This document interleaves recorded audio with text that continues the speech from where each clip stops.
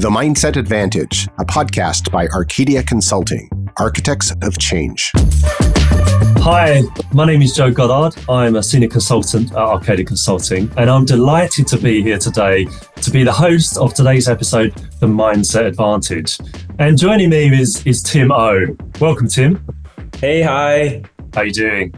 Very good, thank you, Joe. Tim, you and I, we've known each other for some time, actually. And I'm going to cast your mind back. We met during COVID on LinkedIn, as you do. Yes. And we actually talked about starting a business together.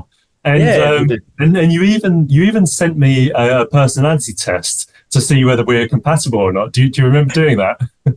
Yes, I did. It's something I do with people I really want to work with, because I think it's important that whoever you work with, you complement your skill sets and personality traits with. Yeah, absolutely makes sense. And so my first impressions of you were this guy. He's driven. He likes to keep busy. He's innovative, and he doesn't mind making mistakes. And so you're a managing director of a branding and marketing agency in Taiwan and Singapore, and it's a company you've set up and scaled on your own. And you're also a growth director of a global gaming company. You're originally from Singapore, and you've been a high flyer since a very young age. You're an entrepreneur, you're an inspiring leader.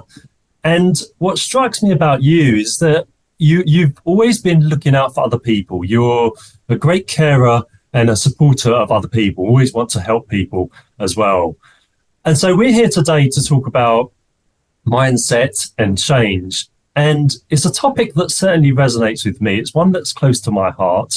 I've always had an ambitious mindset through starting my own businesses on the side and being heavily involved in sport and bringing my life from the other side of the world, from the UK to Singapore. So it's something that's quite aligned to my values. Tim, why don't you tell us a bit about yourself and why this topic resonates with you, either from a personal or professional life point of view? definitely. So I've been a filmmaker and I'm now a marketer, and I've spent the last 15 years in PR and marketing within the entertainment and tech sectors. So it's quite a journey for me. Obviously, I think starting out as a marketeer myself, it's always about understanding the markets and trends. So that's always been keeping me on the toes of like what's always evolving and changing. More recently, I've pivoted into business and commercial strategy and people management roles within the gaming company. Like you said, I run this boutique marketing and branding agency. But interestingly, I only take on projects that really matters to me, because I feel like I'm at a point of my life where I really need to work towards something that makes a difference, not just to myself, but to the people around me. Change has been really a consistent theme in my life. Coming from a very working class family, I've always felt like I needed to do more, and I needed to take on the responsibility to take care of my family. And I think that has been a driving force. I came across this quote as a kid, very young. I remember seeing it on a poster, and it said, be the change you want to see. And I didn't really realize who this quote came from until much later, when I realized it was Gandhi. So I think that really stuck in my mind, and I kind of live by that famous words of him.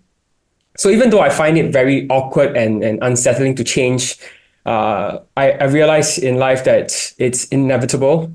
And if you don't take control of it, it will take you to different directions. So that's where I realized I need to own it. Absolutely, yeah. And I like another quote, which is, the only constant is change.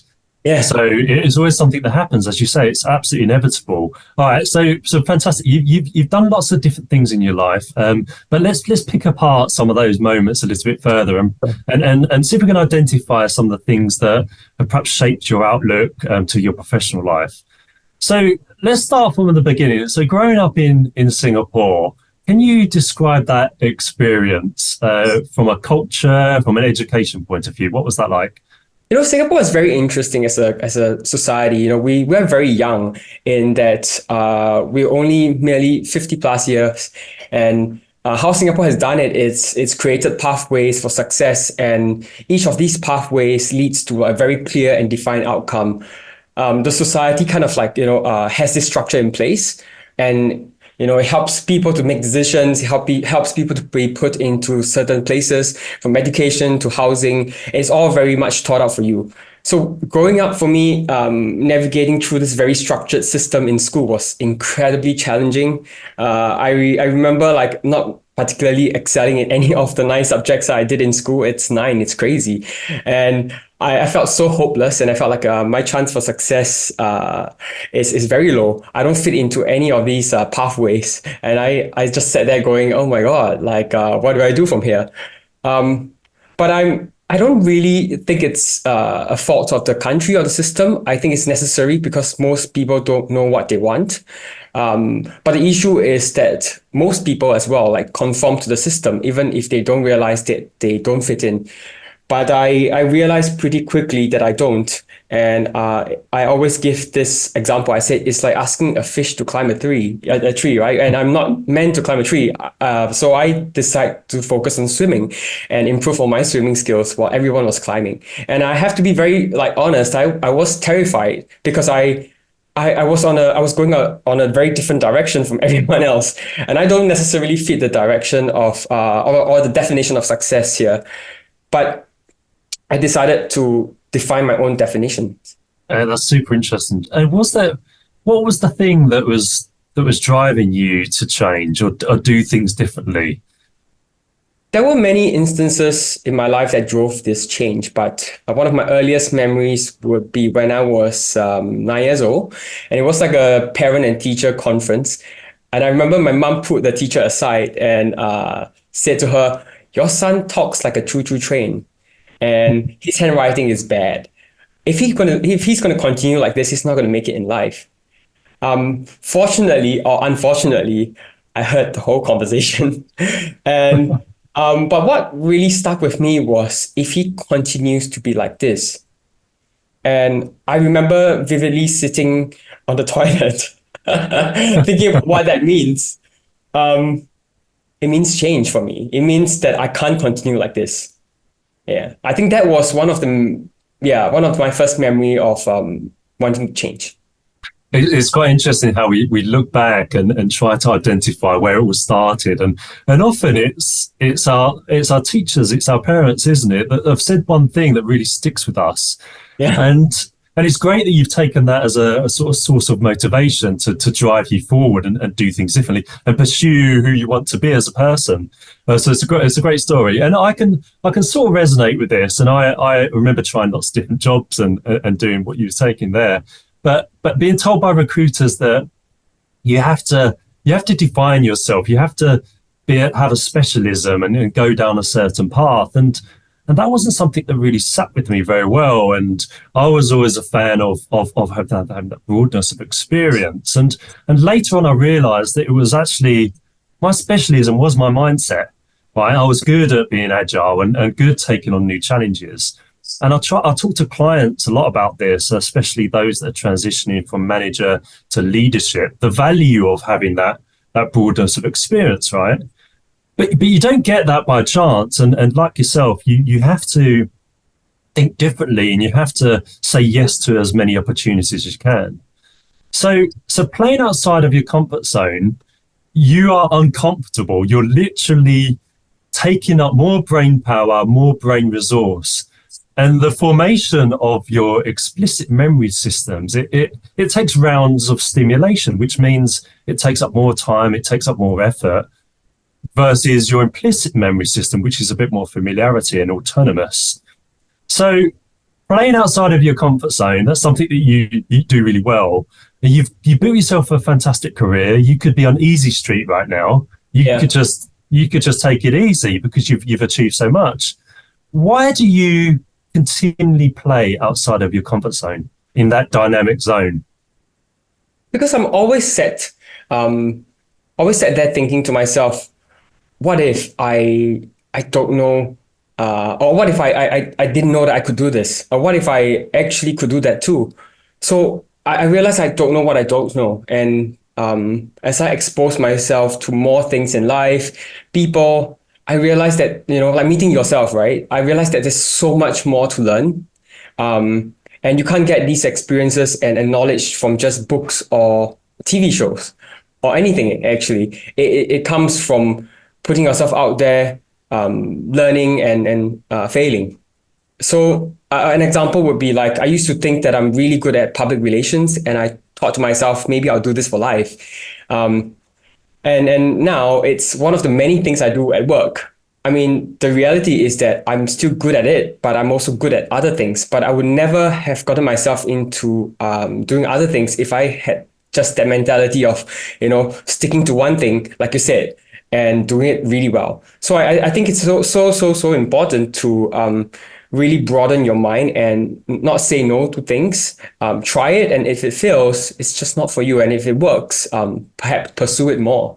I think that really drives me to try new things. Yeah. Right, exactly. Yeah, the learning as a focus for the development instead of the winning. And I think there's sometimes a bit of confusion there in that what is the best thing to go for? Is it about getting the result, or is it actually the journey?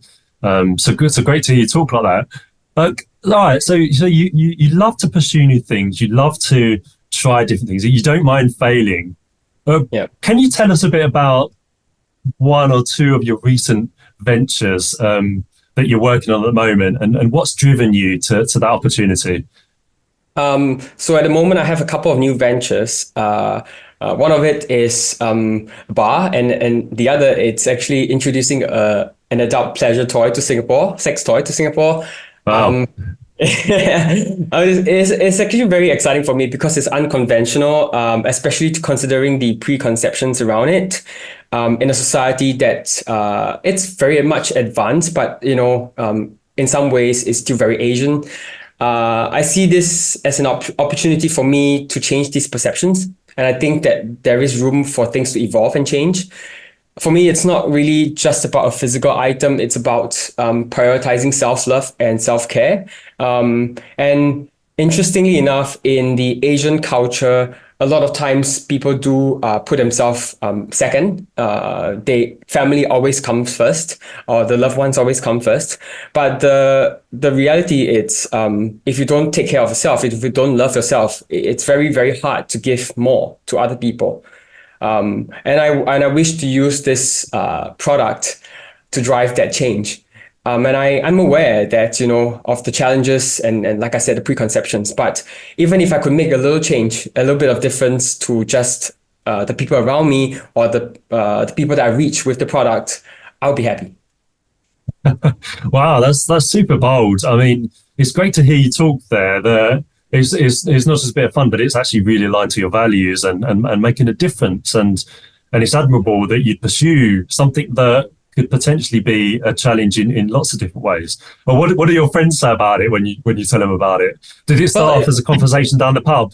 Yeah. You know what? It's really interesting to hear people talk about it, because it's so people don't like to talk about it. It's uncomfortable, but it is such a great conversation starter, and people would ask why. And if you think about it, not many times when you make a decision, people ask you why. They just assume you have thought about it carefully enough. And I want to encourage people to ask that question. I want them to ask me why, so I could tell them to take care of themselves. Yeah, fantastic. Excellent. I like very best of luck to that, and I look forward to seeing the prototypes. Thank you. Like, obviously you've got your hands in a few different pies there, and we've talked about your full-time roles as well. You're not only in Singapore, but you're traveling around quite a lot to Taiwan or wherever.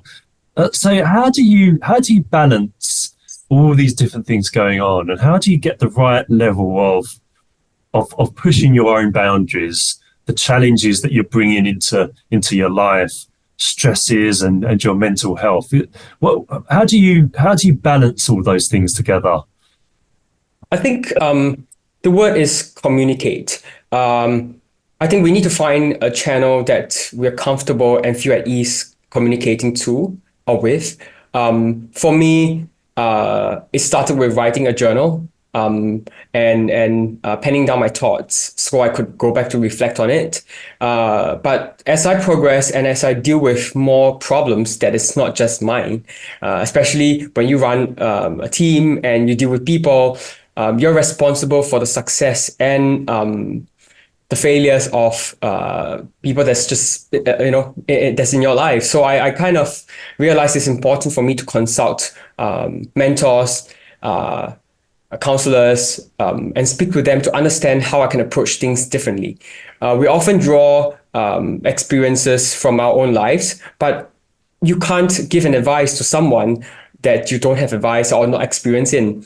For example, me dealing with this employee of mine who has 2 kids. I don't have kids. I can't give proper advice to this person. But I'll give you one interesting example where I had this designer. She came to me one day and she said to me, "Thank you for making me a better mother." And I was shocked. I didn't realize what that means. And she said, "This because I don't really feel great at home because all I do is just to clean and cook, and my husband would criticize my cooking. But when I come into the office and you notice little things like my change of hairstyle, my new dress, and that made me feel really good, and I feel more confident as a person, and therefore become a better mom." And when that incident happened, I realized that that came from a place where I get a lot of feedback or positive affirmations from the people around me too, and I needed to give that to people. So I'm quite glad that I have set in place, like you said, these healthy channels or comms channels. So it really helps me to kind of build that awareness and also give back to others. That's great. That's great to hear. I love that. Yeah. Not being afraid to reach out to other people for support, but also give as much support and affirmations, praise to people around you, because sometimes you don't realize how much of a difference it can make in someone's life. Yeah, definitely.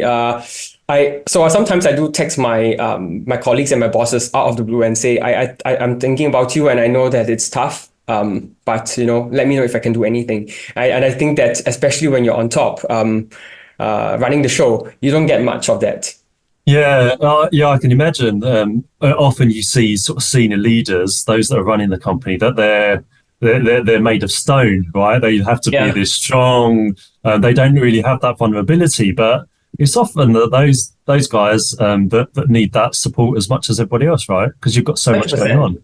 I loved you there talking about how you were giving advice to somebody else and she gave you the comment about helping her being a better mum, and you're like, well, I don't know anything about that. I'm not very good at that. But you have that confidence of not minding being not very good at something, and I know the feeling. You sort of build up the confidence that maybe I'll start off bad at it, but I know that that's not it. It's that feeling is temporary and it's not going to be forever. I just need to work hard at it, and over time I'll get better at it. And I think it takes a while to build up that confidence that you can just start something and eventually become good at it.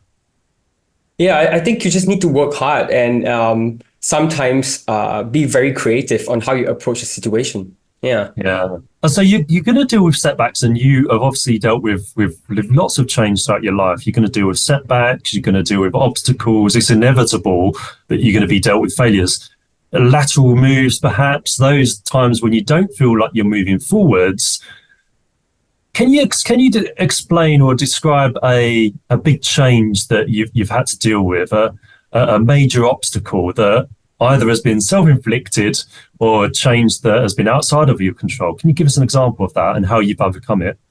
Sure. So I've always had a very local career. So I was working as a publicist for local celebrities, and then subsequently in radio. And when I first took on a very regional role as a comms manager for Sony Pictures, I never knew what was coming. And one of my biggest responsibility was to write press releases. And I didn't have a vast set of vocabulary. So writing press releases was very, very stressful. And in the world of entertainment, Joe, you would know, it needs to be entertaining. Yeah, for sure. So I remember Googling, referencing other press releases from Hollywood, but I really dreaded it. Like I would sit there and go like, how many more words could I use? I even kept a book writing all these words and examples of how I would use them. So I decided to take things on my to my own hands, and I went up to my GM, and she's one tough and experienced lady. Everybody's scared of her in some sense. So I sat her down, fearful. I remember shaking, and I said to her, "I don't think writing and sending press releases worked for me." And she looked me in the eye, and I was terrified. She said, "I didn't hire you for that, Tim. I hired you because of your ability to be creative and your networking skills. And if you want, go take up a writing course or outsource it, but don't stress over it." Um, that that really struck me as, first and foremost, she's very generous to say that. But secondly, I realized that we don't have to be good at everything. But I did a course and I got very creative. But I also learned that you need to know where your weakness is at, because failure is when you don't acknowledge it. So I recall going for courses and studying very hard, writing a lot, while I actually continue to do my job. And in my next role in Harman, which is an exciting and interesting experience, I would say, my director in a meeting said to everyone in the company while doing a HR policy, said, "Why don't you ask Tim to review the policy, because he's the best writer in our company." And I sat there, I was like, what?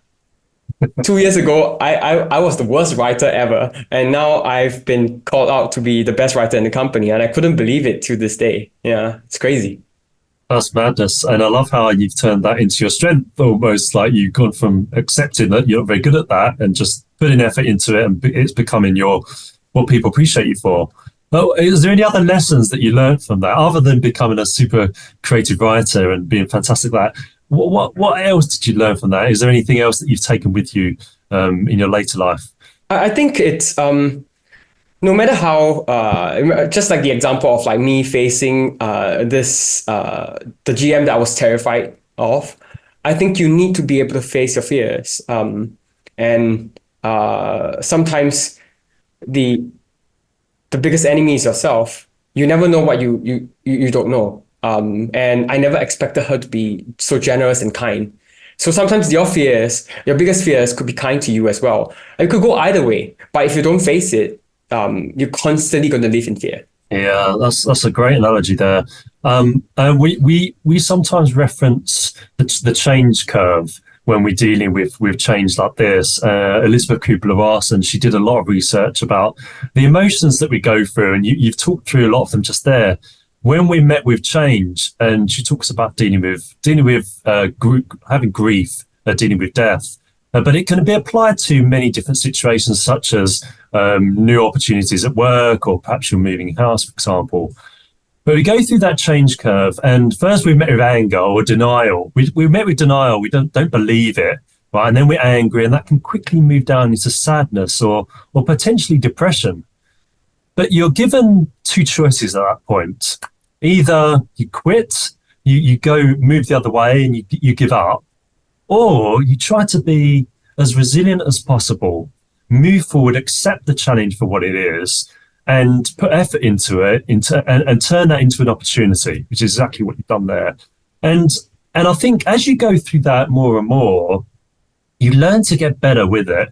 You learn to be able to control your emotions in a much better way. You learn to be a lot more rational and realize that those feelings that you're getting, they don't hang around forever, right? And I can certainly see myself getting better with changes, and it sounds like you do too. And otherwise, you wouldn't be bringing those changes onto you, even though you don't have to, right? You're right in that things don't necessarily get better, but you will get better. Yeah. Yeah. So can you tell us about any pre-match rituals that you might use in order to get yourself up so you can perform at your very best, or any lifestyle rituals that you use to keep yourself at the top of your game? Because you're met with all these challenges all the time. So how do you maintain that? My rituals are quite varied. And the very first one is a very frivolous one, which is haircut. In fact, I had a haircut for this. I think it's a habit since young. When my mom, before going for a performance in school, graduation, photo shoot or anything, I would always go for a haircut. And psychologically, a haircut puts me in the right headspace, as is familiar, that I'm preparing myself for something big and something that matters to me. So I go for a haircut, and I get very upset if I don't get to do my haircut before that. I also do Muay Thai. I think Muay Thai and fitness is key. I didn't realize how physical wellness does impact your state of mind as well.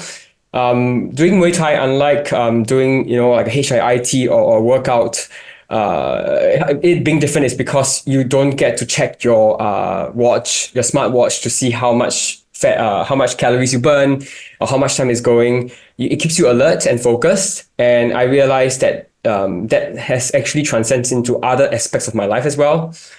And lastly, coffee. I think coffee is key. I love that the symbolism of getting your hair cut. It's like a fresh start, right? Gets you gets you in the zone, and equally like sport. And I know we've talked a lot about this in the past, and you talked about the pain that you get from sport, and it's an incredibly powerful way to get in the moment, isn't it? Be absolutely present, not thinking about everything else, and that certainly is one way to get focused on the next thing. But okay, well, what about we all have these rituals and like things to be a certain way before we go into big performance, big event. But what if you can't get your hair cut? I mean, does that put you off guard, or how do you adapt in those times? It does, it does put me off guard. It's funny that every time I go to my hairstylist and I sat down, he goes like, you don't really need a haircut now, but he knows that I'm going somewhere or I'm doing something next. And if I don't get an appointment, he will be like, why don't you just go buy something that you like and eat it? And I do that. I find something that brings me joy, and I don't typically have. It's like a cake. So I literally buy a cake and I have it and eat it. All right. Okay. Okay. Right. So good. So you're taking these mindsets. You're taking some kind of activation of the feelings and the emotions that you need, that that makes you feel good and enabling you to perform when you need it the most.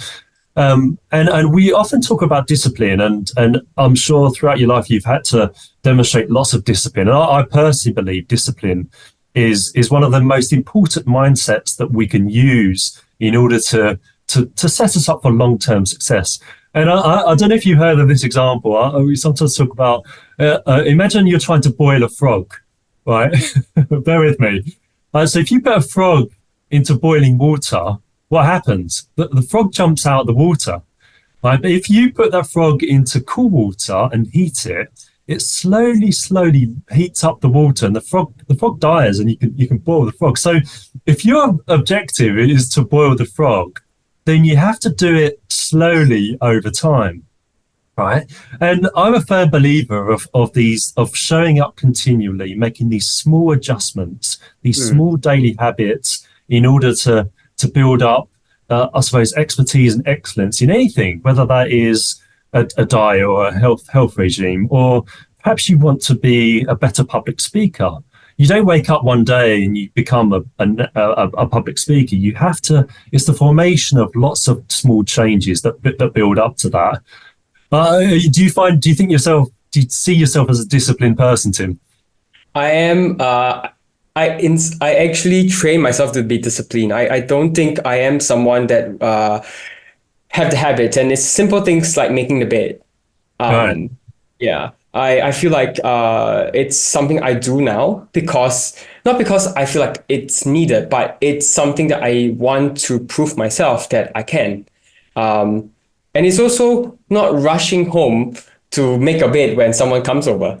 But in a way, Yeah. I think, it trains, but having these little things that you do in life helps you to train yourself to be more disciplined in other things. So I like you said, start with the little things and don't expect things to change drastically overnight. But on that note, I'm not going to let any frogs near you. No, it's not a hobby. It's not a hobby. I believe me. But I like that. So making the bed every day in the morning, or it's almost like being in a state of preparedness. You're being proactive as opposed to reactive. Oh, somebody's coming over and therefore I have to do that. It's like always being ready. Yeah, I like it. Very good. All right, so brilliant. So we've talked a lot about your early life and your career and finding your place in the world, and then fueling that journey and some of the lessons you learned. So let's cast your mind back to 10 years ago. If you were to look back 10 years ago and think about something that was extremely important to you 10 years ago that isn't important anymore, you've sort of let it go, what would that be? I think it would be job titles. I think it served as a, like an affirmation of progress. Like, you know what? I've become a manager. I've become a senior manager. And that used to be a benchmark for my success in life. But I realized that you can have the grandest and biggest job title in the world, and you can make no difference to lives. And you've seen that with how political leaders in companies, not making a difference. But that's not what I want. What I want is to be able to make a difference. And you can make a difference with any title, at any position in your life. And you don't need a company to give you that to make a difference. So I think that's the biggest thing I've learned. Yeah, that's really powerful, Tim. And I imagine that growing up in Singapore, there's probably quite a focus on job titles, and I imagine there's lots of people that do have that sort of mindset growing up and throughout their career. Yeah, I remember having this conversation with a manager of mine, and I was the only person in the company that as a manager that does not have a university degree. I mean, now I do, but back then I didn't. So the person said to me, like, I don't think you could get a more senior position in the company if you don't complete your university. And so I asked, is it because I'm not qualified or not experienced, or is it just the paper? And I realized at a point of time that it didn't matter, because even if I had the paper, all I had was just a few more $100 and a more senior position, and the job wouldn't change.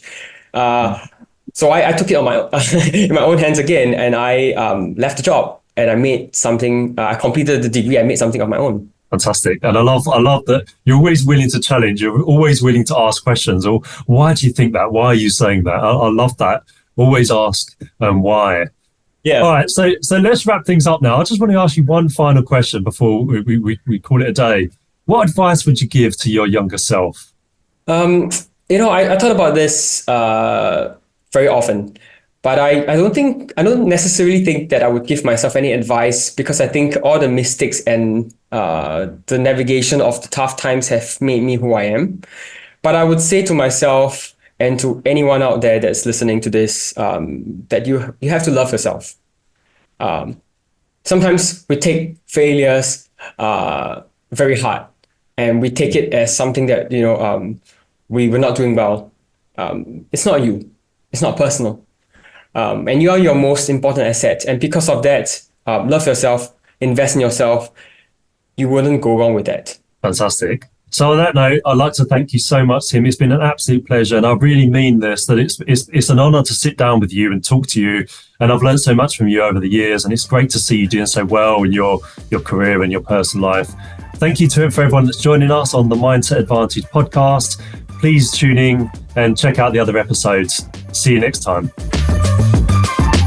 You've been listening to The Mindset Advantage. Follow Arcadia Consulting on social media platforms to stay updated.